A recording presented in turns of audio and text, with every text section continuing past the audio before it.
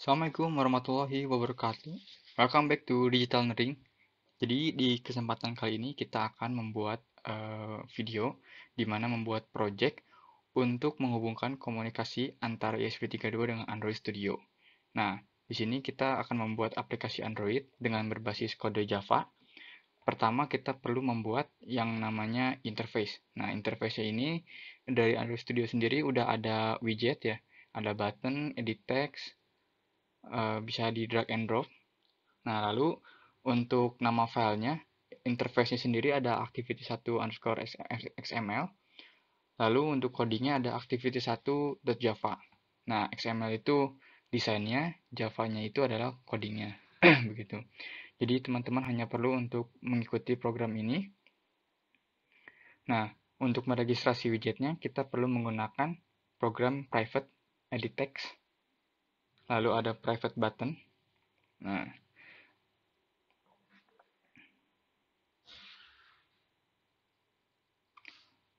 lalu ada public static untuk string. Jadi kita akan meregistrasi suatu string. Nah, jika ada ketemu bold merah seperti ini, kita perlu menggerakkan mouse-nya, lalu klik Alt Enter, lalu otomatis Android Studio akan melakukan koreksi terhadap programnya seperti itu. Sebenarnya program Java ini tidak jauh berbeda dengan C++ ya, karena untuk membuat aplikasi ini hanya dasar-dasar seperti membuat interface di Visual Basic. Jadi cukup mudah untuk pembelajaran program Java-nya. Tapi untuk teman-teman yang udah jago, yang udah sering menggunakan Java, pasti sangat mudah menggunakannya karena hanya coding dasar. Begitu seperti dari referensi yang saya lihat dan saya pelajari. Nah, oke, ini ada IP edit text, di mana edit text ini dilinkkan dengan ra.id edit IP address. Karena edit text-nya itu saya beri edit IP address. Nah, ID ini ada di kolom interface-nya, yaitu di file XML. Jadi teman-teman bisa merubahnya sesuka hati teman-teman. Lalu ada enter ip.setOnClickListener. Nah, jadi ini program untuk kalau diklik programnya akan bagaimana sih gitu. Karena di halaman pertama ini saya membuat suatu interface untuk memasukkan IP address. Nah, setelah IP address dimasukkan lalu enter, baru muncul interface berikutnya atau halaman kedua seperti itu.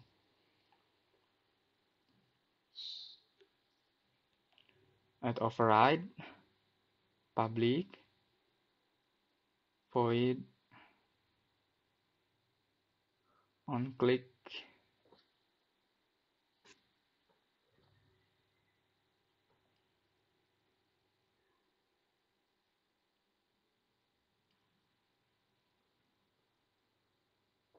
Teman-teman perlu mengikutnya step by step supaya programnya berjalan dengan baik. Seperti itu. Nah, ini IP address ip.getTextToString. Maksudnya adalah string dari IP address ini berisikan edit text, yaitu IP, di mana teksnya itu dirubah ke dalam string, seperti itu membacanya. Lalu ada intent untuk membuka halaman lain ya, seperti itu. Karena halaman berikutnya itu berisi tentang membaca sensor, lalu mengirimkan komen untuk menyalakan LED, untuk kontrol lebih tepatnya. Nah, halaman keduanya akan saya beri nama activity_2, seperti itu.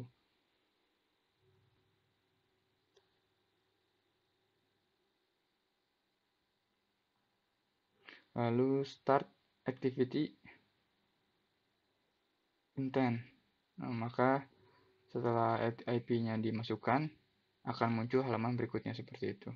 Lalu kita bikin file activity_2.java dan activity_2.xml.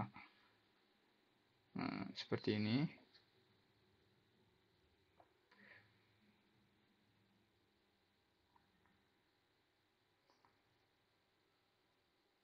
Nah, ini dari Android manifest-nya juga perlu di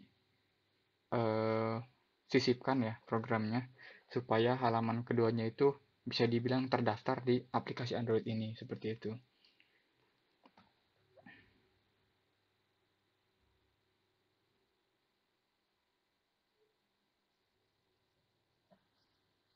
Nah, untuk program di awalnya, teman-teman bisa copy paste dari yang activity_1 karena sama ya untuk di halamannya seperti import aplikasi dan public class-nya seperti itu.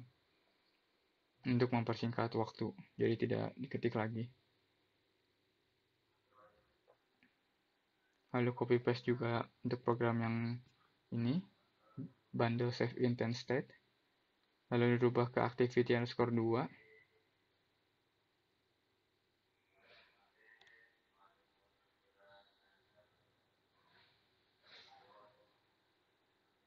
Nah, kita daftarkan activity_2 ini.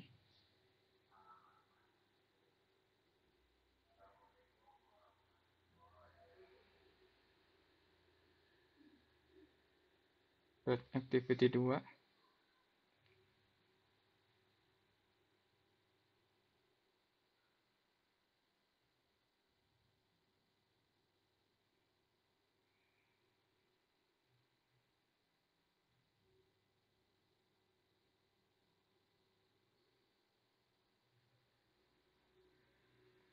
Nah, seperti ini.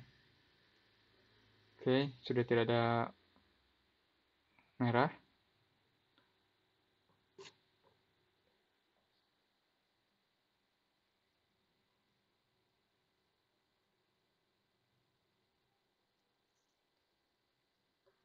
Oke.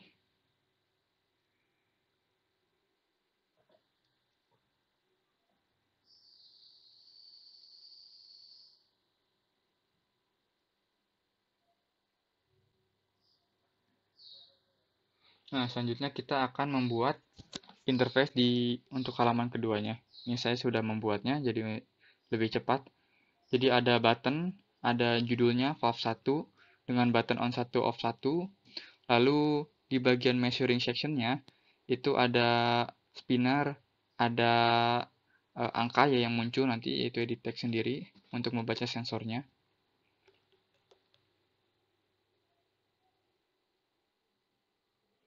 Lalu di activity 2 ini kita harus meregistrasi juga widgetnya seperti button.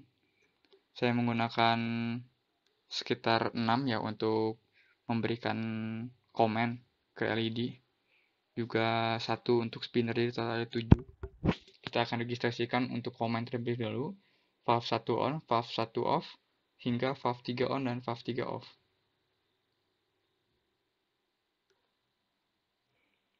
Teman-teman perlu mengikuti step by step supaya programnya berhasil.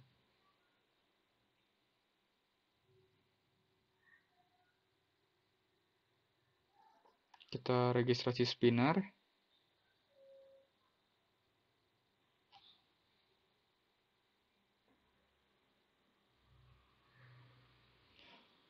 Lalu karena spinner ini untuk memilih unit dari suatu aliran, itu flow unit, maka kita perlu memberikan isi daripada spinnernya, yaitu berupa string. Nah, private string flow unit inilah nantinya yang menjadi isi dari pilihan di spinner. Seperti itu. Kalau ada text view untuk membaca nilai sensornya nanti.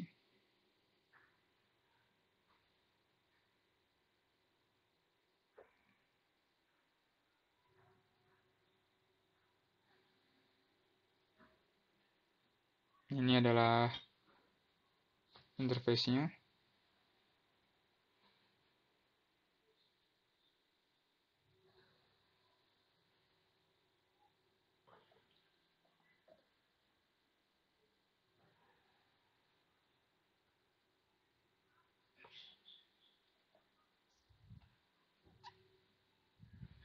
Oke, satu lagi save flow-nya.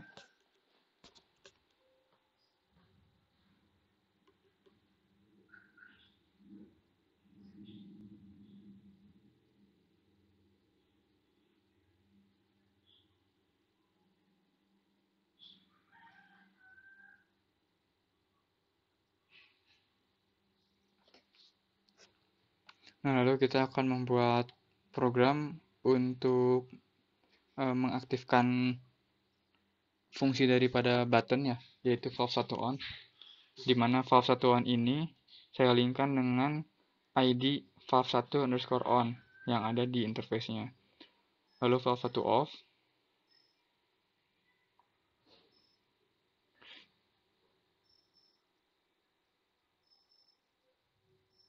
dan juga valve 2 hingga valve 3.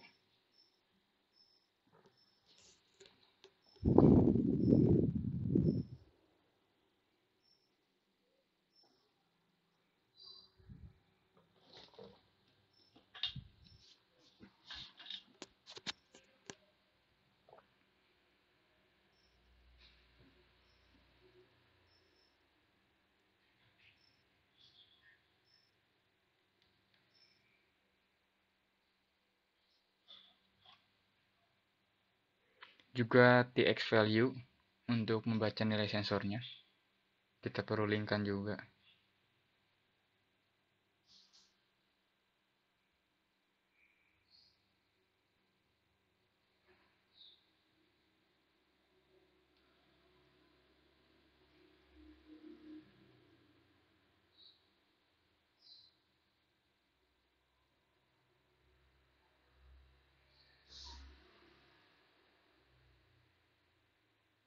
Lalu kita akan membuat fungsi valve 1 on saat diklik, yaitu dengan valve 1 on.setOnClickListener.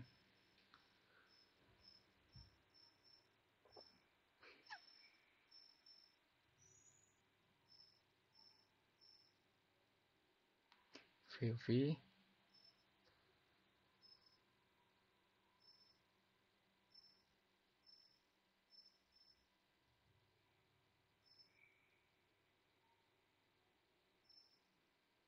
Nah, seperti ini.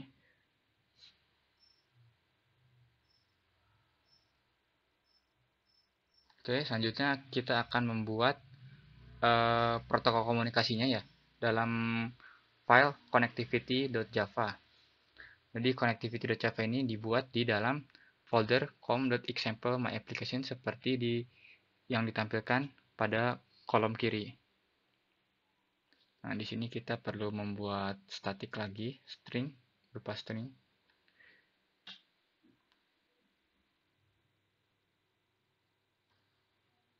Dan untuk membuat aplikasi ini, saya menggunakan protokol komunikasi dari OKHTTP Client. Jadi kita akan mengikuti aturan main dari OKHTTP Client. Untuk lebih lanjutnya, teman-teman bisa mengaksesnya dari Google Engine ya. Tinggal diklik OKHTTP Client, maka langsung muncul ke websitenya OKHTTP Client. Nah, lalu karena kita menggunakan OKHTTP Client, kita perlu masuk ke Gradle script ya, seperti yang ditampilkan di kolom kiri.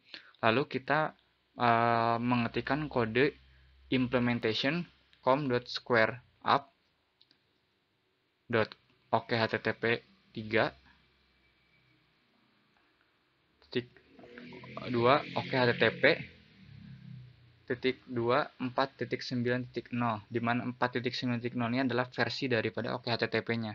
Jadi ketika teman-teman OKHTTP-nya ada update, bisa diganti.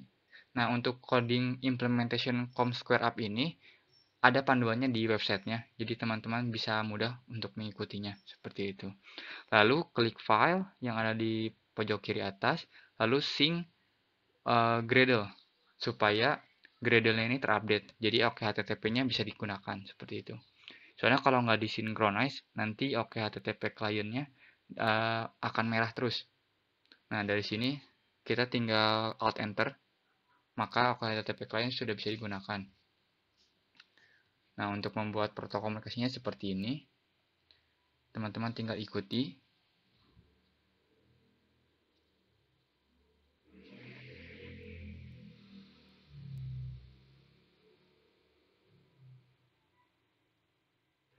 Request.builder. Nah, ini kalau misalkan teman-teman ada salah pengetikan ya, itu bisa berakibat programnya tidak berjalan dengan baik. Jadi perlu diperhatikan besar kecilnya, ataupun mungkin titik koma yang ada di akhir paragraf atau kalimat. Nah, .url ESP32 ini nantinya akan terhubung dengan IP address di halaman yang pertama. Seperti itu.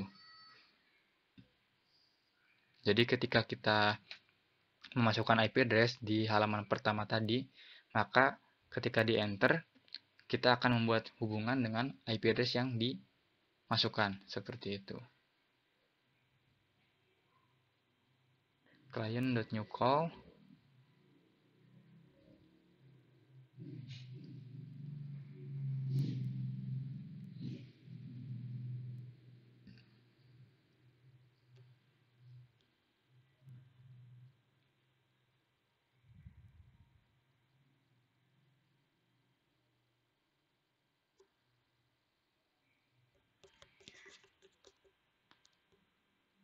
Lalu return response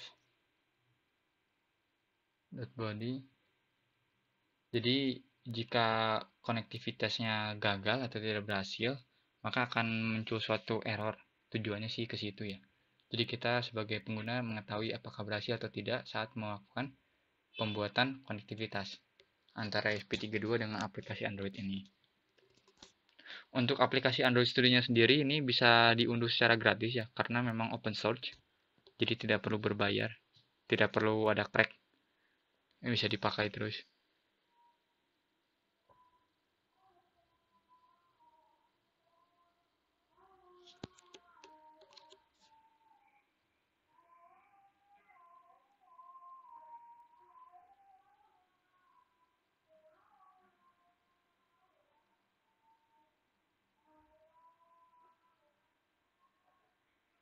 Oke, selanjutnya kita kembali ke activity underscore 2 di public void request to URL. Nah, ini kita akan membuat program untuk merequest terhubung ke URL. Tadi kalau connectivity.java itu membuat protokolnya. Nah, sekarang kita membuat requestnya supaya Android app ini connect to ESP32. Di sini kita menggunakan connectivity manager, conmgr.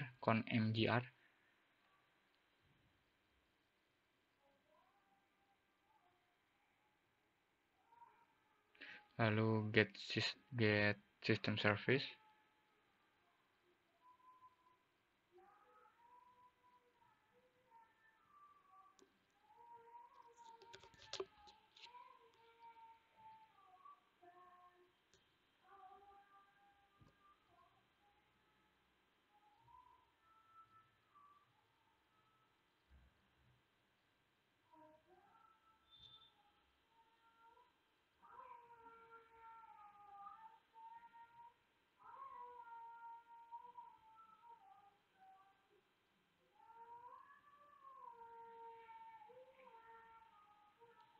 conmanager.getActiveNetworkInfo. Lalu klik Alt Enter pada bold merah.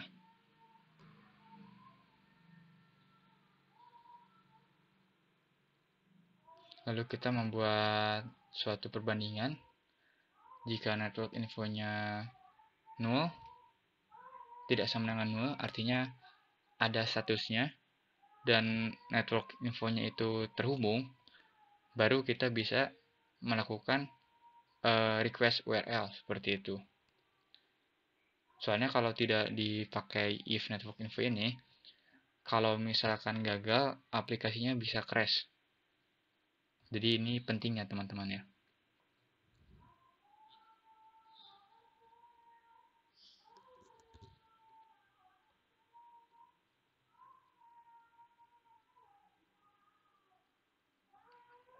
Lalu request datanya dengan HTTP, IP address yang kita ketikkan di halaman awal, lalu plus komennya. Seperti itu.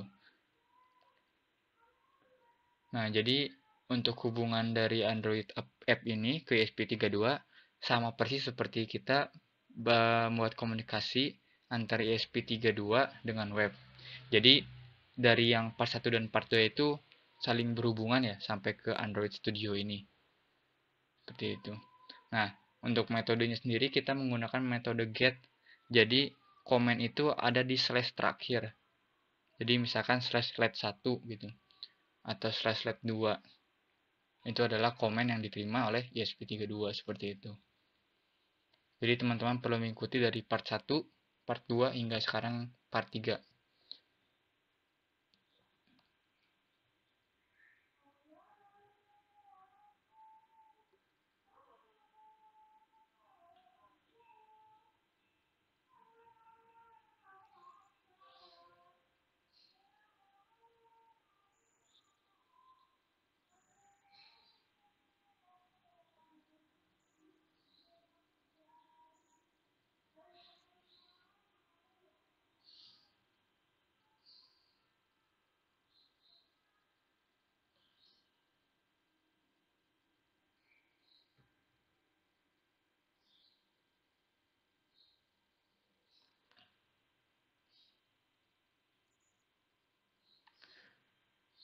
Selanjutnya kita membuat class untuk request data.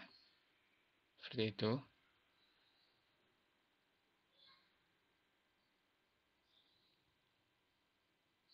Nah, di dalam private class request data ini termuat program. Sebentar kita rapikan dulu.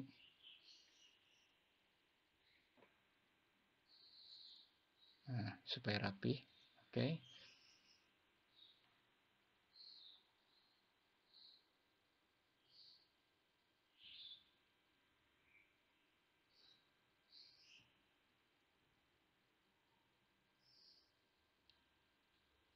Termuat program supaya komunikasi antara ESP32 dengan Android Studio setelah terhubung, itu akan terus berjalan. Jadi kita menggunakan program do in background, seperti itu. Jadi kita akan terhubung terus dengan ESP32-nya. Jadi nanti nilai sensornya akan terupdate terus, sesuai dengan perubahan yang diterima ESP32.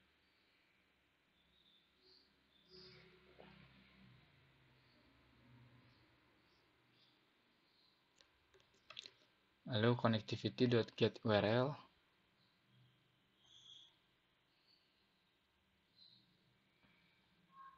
Untuk connect lagi ke URL yang dimaksud, seperti itu.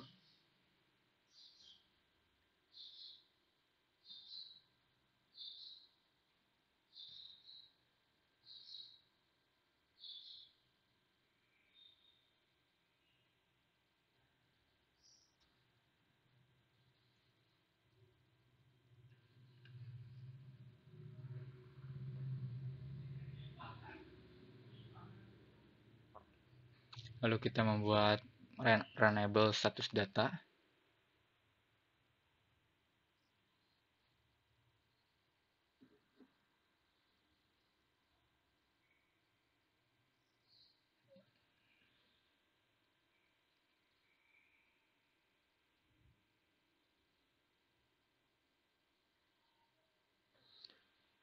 Nah, kita akan membuat satu registrasi lagi ya untuk boolean status device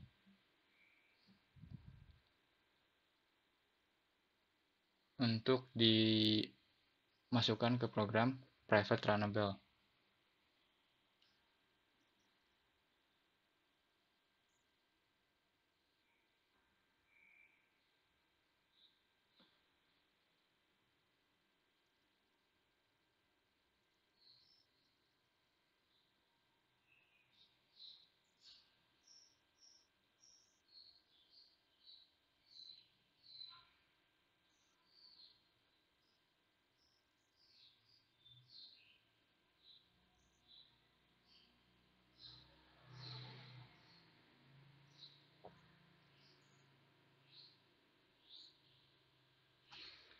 Dan konektivitas ini di delay per 2000 milisecond, artinya di 2 detik.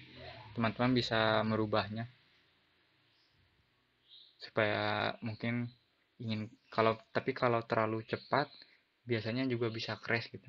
Jadi perlu diperhatikan juga untuk settingan timernya.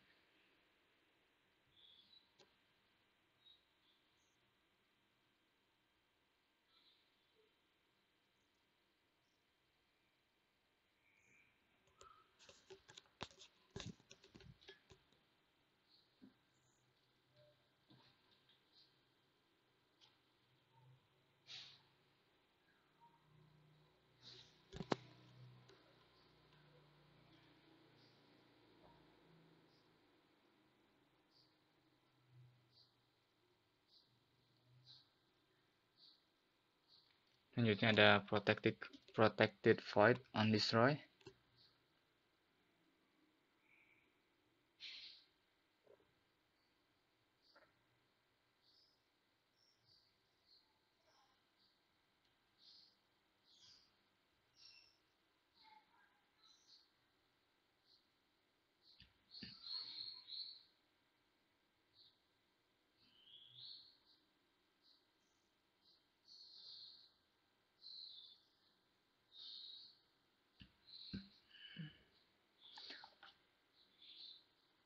Nah, lalu kopikan program tersebut,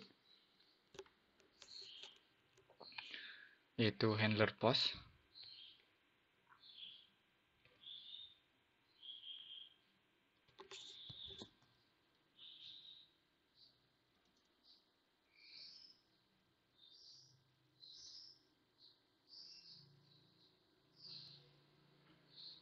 Lalu kita import handlernya supaya tidak jadi bold merah lagi pada program handler.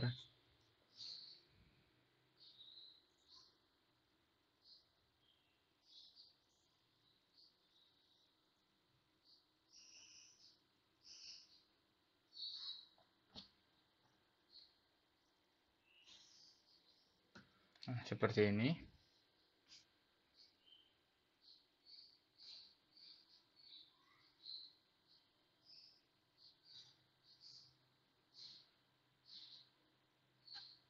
Oke. Selanjutnya kita kembali lagi ke Android Manifest.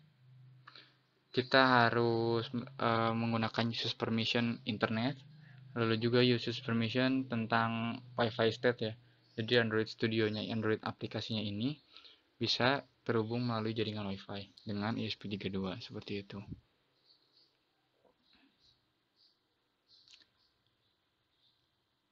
Nah, setelah dari Android Manifest ini, kita perlu membuat file namanya network configurity security, seperti yang ditampilkan di kolom kiri, network security config.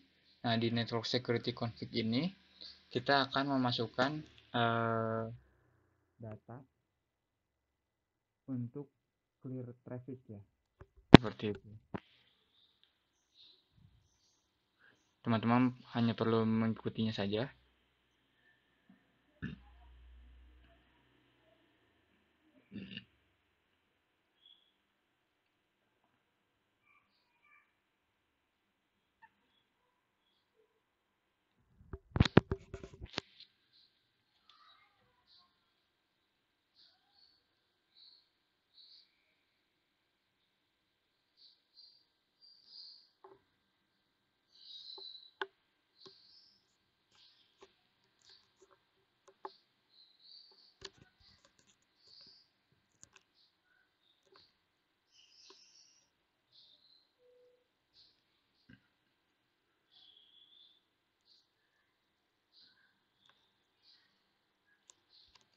Clear text traffic. Oke. Nah, setelah selesai, kita synchronize kembali, di save. Lalu kita kembali ke Android Manifest. Di sini kita akan ketikkan program untuk menggunakan clear traffic ya.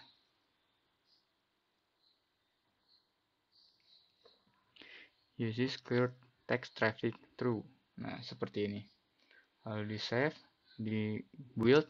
Nah, ini ada simulator programnya.